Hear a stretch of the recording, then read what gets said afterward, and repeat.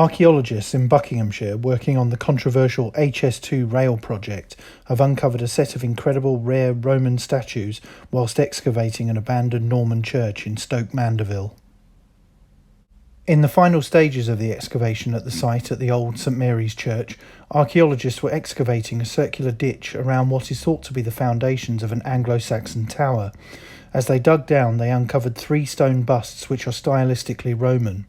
2 of the busts comprise a head and torso which have been split before deposition, and the other just the head. The 2 complete statues appear to be 1 female adult and 1 male adult, with an additional head of a child. The discovery of these artefacts caused excitement amongst the team working on the site, who described it as uniquely remarkable for us as archaeologists.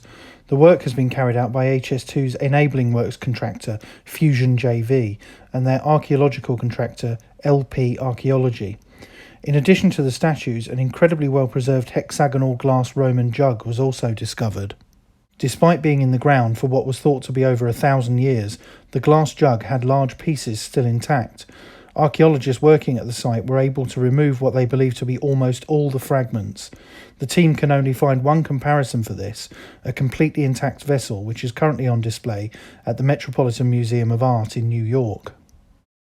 Other finds include large roof tiles, painted wall plaster and Roman cremation urns.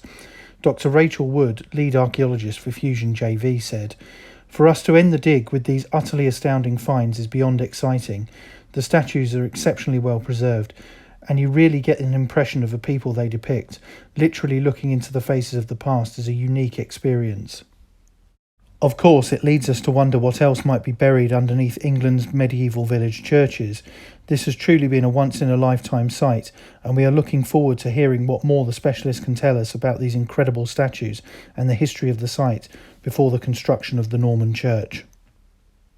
As the dig at Stoke Mandeville comes to an end, the team working there has been able to piece together a more detailed analysis of the historic use of the site.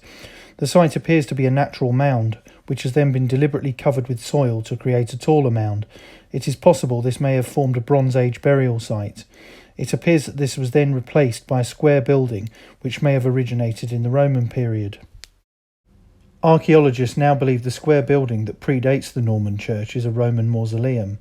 Roman materials found in the ditch around it are too ornate and not enough in number to suggest the site was a domestic building. The Roman building appears to have been finally demolished by the Normans when building St Mary's Church after possible reuse during the Saxon period. The walls and demolition rubble of the Roman building are directly beneath the Norman foundations, with no soil build-up in between. Saxon pottery was also found in a cut-in of the ditch, as well as a Saxon coin. Further analysis of the data is being undertaken, and the team hope to confirm this hypothesis. Mike Court, lead archaeologist at HS2, said, "HS2's unprecedented archaeology programme has given us new insights into Britain's history, providing evidence of where and how our ancestors lived. These extraordinary Roman statues are just some of the incredible artefacts uncovered between London and the West Midlands. As HS2 builds for Britain's future, we are uncovering and learning about the past, leaving a legacy of knowledge and discovery." The disfiguration of the Roman busts, namely the removal of the head of each, is not entirely unusual, as it is common for statues such as these to have been vandalised in some way before being torn down.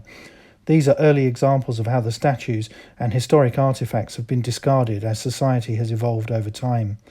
The artefacts will now be taken to a specialist laboratory where they will be cleaned and examined. Roman statues were typically painted in bright colours, so evidence of pigmentation in the creases of the statue will be examined. The final destination of the Roman finds will be determined in due course.